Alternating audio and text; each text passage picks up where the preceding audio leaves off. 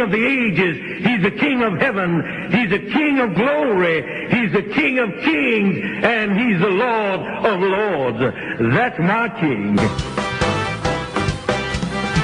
El Ministerio Internacional Pentecostés en Marcha presenta Este es mi Rey con Edwin Marcos Díaz. Este es mi Rey. Hoy vamos a hablar de la santidad de Dios. ¿Qué es santidad para Dios? ¿Qué es santidad al Señor? ¿Qué es ser santos para Dios? Es parte de la doctrina o de la enseñanza de Jesucristo, parte de la enseñanza de Dios que está en toda la Biblia. Santo, según el latín, significa sanctus, en el griego significa aios y en el hebreo kadosh, que también significa elegido por Dios. La palabra santo significa ser separados para Dios o para algo. Cuando se dice que el pueblo de Dios o la iglesia de Cuesta Blanca o ponga su nombre es santo, quiere decir que esa persona se ha separado solamente para agradar a Dios y a nadie más. Eso es santidad. Santidad viene de la palabra que significa ser separado por Dios y para Dios. Si uno compra un equipo de música, un micrófono, un parlante o hace un templo, ese templo es separado para Dios. En ese templo no se puede fumar, ni beber cerveza, ni bailar, ni poner cosas que no es de Dios. Cuando alguien acepta a Jesucristo y busca la santidad, esa persona se separa para Dios, entendiendo que santidad es separarnos para Dios. ¿Quién es santo? En todo el universo, ¿quién es santo? Vamos a ver qué dice la Biblia. Hechos 4:27, los apóstoles dijeron, y su santo Hijo Jesucristo. Jesús es santo. Jesucristo es santo, santo, santo. Denle un aplauso bien fuerte a nuestro Señor. Él verdaderamente fue separado para Dios. Cuando nosotros, me incluyo, tenemos una agenda oculta, tenemos un pensamiento contrario o hacemos cosas que van contra la unidad de la iglesia, contra la santidad, entonces no estamos siendo santos al 100%, sino estamos aparentando ser santos, porque Dios conoce nuestros corazones. En 1 Samuel capítulo 2, versículo 2 dice la Biblia, no hay santo como Jehová.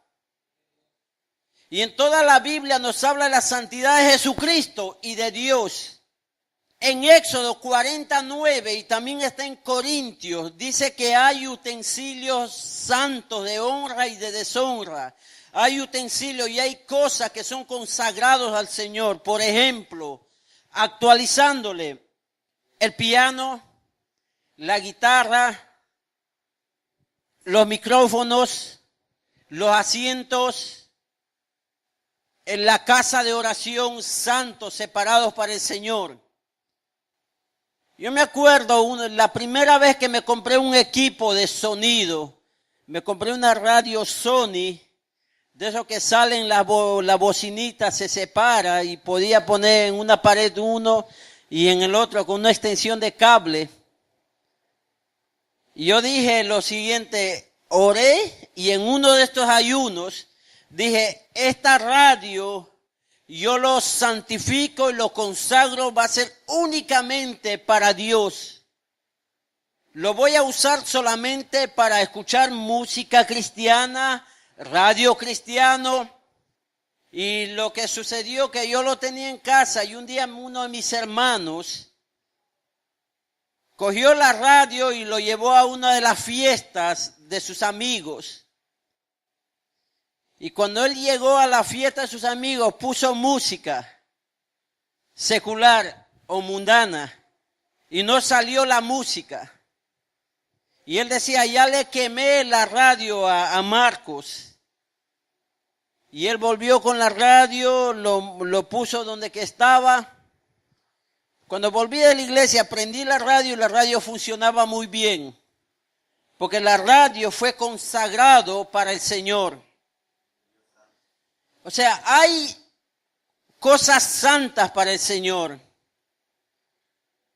Ahora, ¿quién es santo? Dios tiene utensilios santos. Éxodo 49 está en 1 y 2 Corintios también.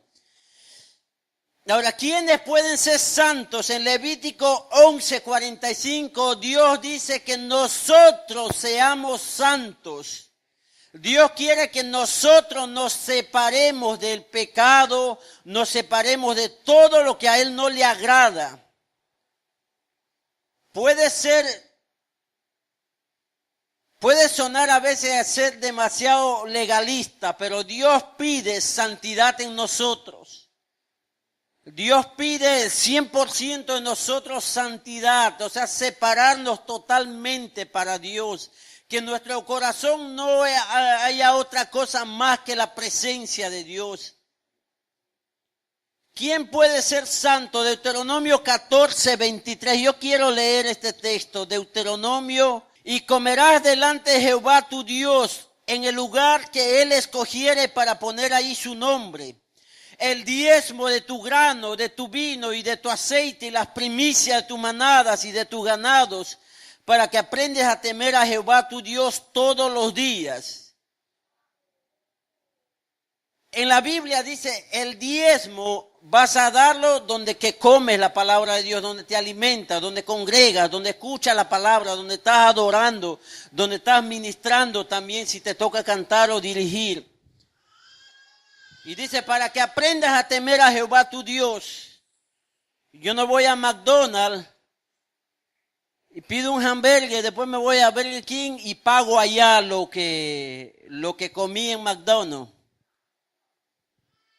¿Quiénes son santos? Hebreos 10:10 dice, todos los que son lavados con la sangre de Jesús.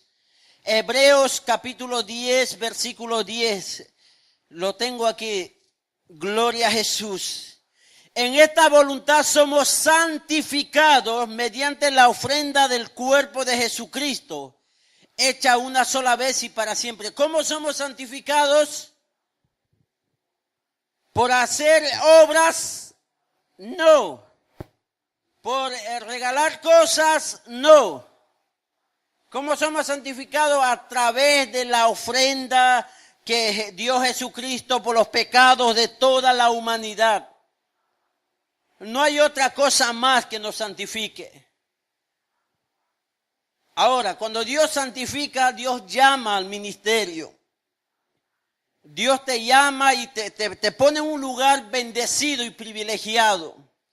Porque Dios te separó, Dios separó los que fueron lavados. 1 Corintios 6:11.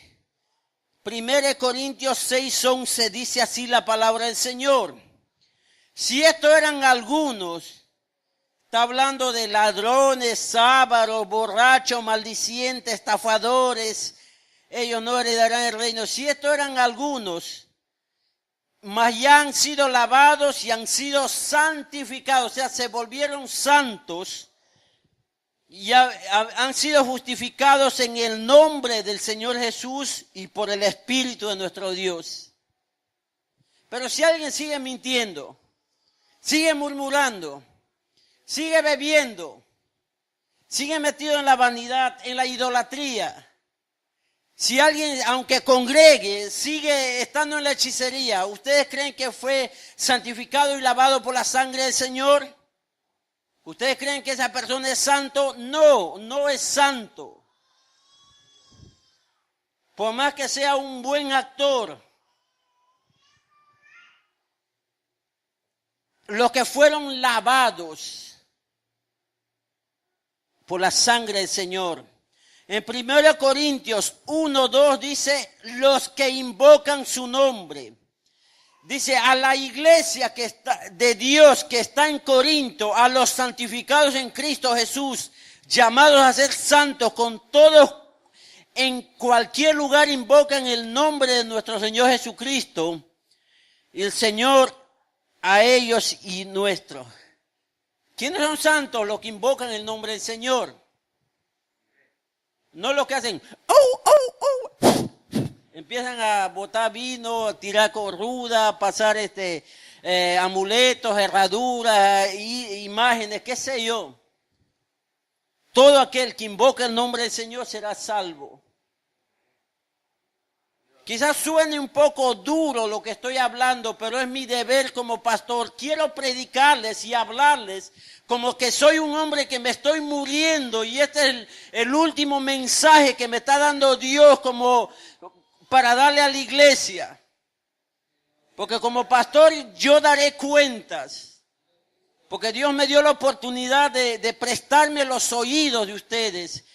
Y tengo que darle la palabra la más pura que pueda conseguir, la más santificada, la que está más dentro de la voluntad de Dios, lo perfecto. Déjame darlo la palabra así. Yo no sé si este será el último mensaje que pueda dar. No sé si seguiré 10 años, 20 años. No sé si ustedes me enterrarán a mí aquí. O que yo tenga que enterrarles a ustedes. No se asusten. Si uno de nosotros nos morimos, nos van a regalar una corona de flores, aunque nadie se va a poner esa corona en la cabeza. Si uno de nosotros morimos, vamos a tener un chofer y una limusina Lincoln ahí. El carro más seguro, para que no se haga daño el pasajero, aunque esté muerto y con rumbo al cementerio. Pero quiero explicarles esto. Santidad es ser uno con el Señor. Uno en Cristo Jesús. Denle un aplauso al Señor, pero bien fuerte. Gloria a Jesús. Gloria a Jesús. Todos los que invocan el nombre del Señor son santificados. ¿Cómo se puede ser santos? En Romanos 1:7, Romanos 1:7, dice así la palabra del Señor. A todos los que están en Roma, amados de Dios, llamados a ser santos, gracia y paz a vosotros de nuestro Señor Padre y del Señor Jesucristo. Para ser santos, Dios tiene que llamarnos. Cuando la Biblia dice, muchos son llamados, pocos los escogidos. Dios llama a todos. Yo trabajé en una granja. Voy a explicarles esto. Tenía los pollitos bebés. A veces un pollito estaba medio flaqueando, otro pollito se acercaba y decía, necesitamos apoyo. Y iba ahí el que cuidaba a los pollitos, el que les habla, les daba comida, les daba agua. Y todos los pollos en la granja tenían la misma oportunidad de comer, de beber, de crecer. Todos. Y estaba distribuidos los comederos estratégicamente por toda la sala donde que estaban ahí los pollos, a la misma temperatura todos. A los 45 días... Cuando ya estaba para coger los pollos y prepararlos para venderlos en el mercado, algunos estaban flacos, otros estaban enfermos y otros estaban gordos y otros estaban extremadamente gordos, que no podían ni ponerse de pie. Cuando alguien va a venderlos, ¿qué es lo que hace? Nosotros seleccionábamos los sanos, saludables y los preparábamos para vender al supermercado, y los enfermos, aquellos que tenían solamente hueso y piel, aquellos que le habían salido herida en los pies, por aquellos que estaban débiles, eso lo preparábamos para dar de comer a los cerdos. a los lechones, a los chanchos, a los cuchis, a los puercos. Y los puercos decían, oí, oí. Los pollos enfermos y flacos pasaban a ser separados para el lechón, y los gordos y buenos para los seres humanos. Algo similar sucede con la iglesia en estos tiempos. Jesús dijo, no arranques la cizaña del trigo. Déjalo ahí en la iglesia, déjenlo ahí juntos. No vaya a ser que al arrancar la cizaña tiene enrollado así sus pies con el pie de la raíz del trigo. Y al arrancar la cizaña, el trigo también sale arrancado. Déjenlos ahí. Cuando viene el Señor, dice, va a cortar a todos. El trigo para el granero del Señor y la paja para ser quemado. En la iglesia todos tenemos la misma oportunidad de buscar del Señor. Todos hemos tenido la misma oportunidad de servirle al Señor.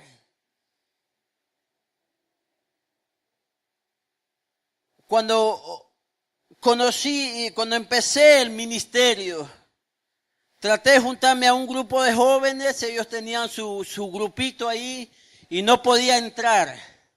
Me fui a otro grupo de jóvenes de que hacían dramas y no podía. Y trataba y no podía, pero dije, el Señor me llamó a mí.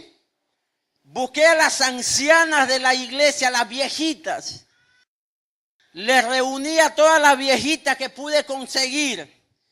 Y les dije que oraran por mí y que si ellas están dispuestas a ir conmigo al hospital y a la cárcel a predicar y a las plazas y a las calles.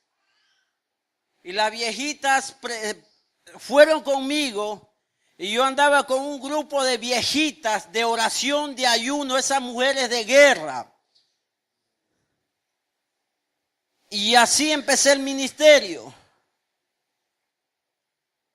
Les voy a decir, acepté a Jesucristo en una iglesia, nunca tuve la oportunidad de pararme en el altar de esa iglesia a predicar, nunca. Ya cuando el Señor me bendijo, estuve pastoreando congregaciones, se me presentó muchas veces, me invitaron a predicar muchas veces. Por cuestiones de agenda y de tiempo ya no pude predicar en la iglesia que conocía al Señor. Las viejitas querían que yo predicara allá. Mi pastor quería que yo predicara, pero estaba tan envuelto en esas iglesias pequeñas, sin pastor, en esas familias que estaban apartados de la iglesia, que no tuve tiempo. Cuando el Señor venga, el Señor nos va a pedir cuentas de cada segundo que nos regaló en esta tierra. Aún de cada momento que tuvimos la oportunidad de hablar y no hablamos. En Romanos 12:1 dice la Biblia que de parte de la santidad que debemos de presentar nuestro cuerpo en sacrificio vivo. Yo quiero que le den un aplauso fuerte al Señor por aquellos que están orando diciendo, Señor, únanos más. Señor, que tu unidad nos arrope en la iglesia de Cuesta Blanca. Señor, que tu unción nunca se enfríe, sino que cada vez sea más fuerte. Señor, que la santidad siga creciendo en cada miembro. Den un aplauso al Señor por eso. Gloria a Jesús. 1 Corintios 16:1 dice la palabra del Señor. En cuanto a la ofrenda para los santos, haced vosotros también de la manera que ordené en las iglesias de Galacia, cada primer día de la semana. Cuando dice la ofrenda para los santos, cuando vemos en ese contexto en Corintios, es que la iglesia de Jerusalén estaba pasando una dificultad económica bien fuerte. No estoy hablando como algunos apóstoles modernos dicen, ofrenda para los santos, yo soy el apóstol, yo soy santo, la ofrenda para mí. No. El concepto es que la iglesia de Jerusalén estaba pasando necesidad fuerte. Y las iglesias pequeñas ayudaron a la iglesia madre de Jerusalén con todas las ancianas, los huérfanos, con todo lo que había en la iglesia. Algunos predicadores usan este texto para decir, yo soy santo, para mí. Parecen un digger ahí jalando todo para ellos. No es así. En 1 Pedro 1:16. Porque escrito está, sed santos porque yo soy santo. Yo les dije una vez, si alguien tiene una mascota, si tiene un mono, ¿con quién le va a casar? Con una mona. Y si la mona es coqueta, mejor. El que tiene un perro, ¿con quién le casa? Con una perra. El que tiene un gato, ¿con quién le casa? Con una gata. El que tiene un hijo, ¿con quién le casa? Con una muchacha también que sea ser humano. Amén. Nunca se pueden mezclar razas ni géneros. La iglesia, ¿con quién se va a casar? Con Jesucristo. Jesús es santo. La iglesia, ¿cómo debe ser? Santo. Él no se va a casar con alguien que no sea de su especie, de su naturaleza de santidad. Denle un aplauso al Señor. Gloria a Jesús. ¿Qué concepto tiene Dios de la santidad? Yo busqué en Éxodo 28:42. Escúchenme esto. En Éxodo habla de la vestidura de los sacerdotes, que los sacerdotes deberían ser santos y separados para la obra del ministerio. Pero en Éxodo 28 Dios le dice lo siguiente a los sacerdotes.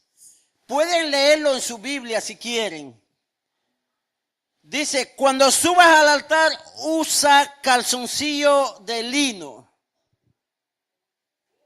A un sacerdote que usen pantaloncillo de lino. Y después le dice, no subirás por gradas a mi altar. Éxodo 20:26. Voy a leerlo este texto bíblico porque me dirán que soy legalista, que ya no me quieren como pastor, no importa. Quiero darles la palabra como me lo dio el Señor para darle a la iglesia. Éxodo 28:42 dice así la palabra. Para los sacerdotes, y les harás calzoncillo de lino para cubrir su desnudez. Está hablando de los hombres. Cubrir su desnudez. Y serán desde sus lomos hasta sus muslos. Ahora, Éxodo 20:26. No subirás por gradas a mi altar para que tu desnudez no se descubra junto a él. ¿Qué es lo que sucedía en ese tiempo? Los sacerdotes usaban una especie de túnica. No usaban ropa interior. Y las gradas para hacer sacrificio eran gradas hacia arriba. Imagina el sacerdote que va a ofrecer el sacrificio. Dice, están en el atrio, el lugar santo, déjame ofrecer el sacrificio. Y subían por gradas, como una especie de falda o de vestido. Y se veía la desnudez de abajo y todo el mundo podía ver la desnudez del sacerdote. Y Dios le dijo, no. El sacerdote, el que sirve al Señor, tiene que cubrir su desnudez. Y añade la Biblia que Dios es santo y que el pueblo de Dios tiene que ser santo. Está en la Biblia. Voy a decirles una vez más, si nuestra manera de vestir santifica al Señor, si nuestra manera de hablar está dando gloria a Dios, si nuestra manera de comportarnos está haciendo de tropiezo o no, está proveyendo para la santidad de Dios o no, un día estaremos de pie ante el Señor. Gloria a Jesús. ¿Quiénes son santos? Los que son sinceros, los que no murmuran, Números 17:5, los que cuidan su testimonio, Hechos 15:8, los que cuidan su cuerpo, 1 Corintios 16:6. Voy a concluir con esto. En la Biblia, hermanos, estaba Elí. Elí nunca estorbó a sus hijos, porque sus hijos dice que se acostaban con las mujeres en el templo. Los hijos, a Elí le importaba un tomate, le importaba un plato de lentejas, cuidar la santidad del templo. A él lo que le interesaba era complacer a sus hijos y no cuidar la santidad del templo. Cuando Saúl se va a la guerra, Elí le dice, lleven el arca de Dios, llévenlo. Cuando va el arca adelante, los filisteos van a tener miedo y van a perder. Lo que sucede es que los filisteos vencen a los israelitas y se llevan el arca. Elí mueren sus hijos. La nuera da a luz y empieza a decir, ¡Icabod! La gloria de Dios se fue de este lugar. Porque al sacerdote no le importó la santidad ni la presencia de Dios. Si a nosotros no nos interesa lo que es Jesucristo en nuestras vidas, vamos a ser la generación de Icabod de este tiempo, sin gloria, sin presencia de Dios. Quizá unos religiosos más. Dios tiene algo hermoso para esta iglesia, pero Dios está escarbando todo lo que no es de Él. Y nos duele, me duele a mí. Cuando Dios pone la mano sobre mi corazón y me empieza a arrancar cosas, duele. Pero es para bendición. Denle un aplauso fuerte al Señor.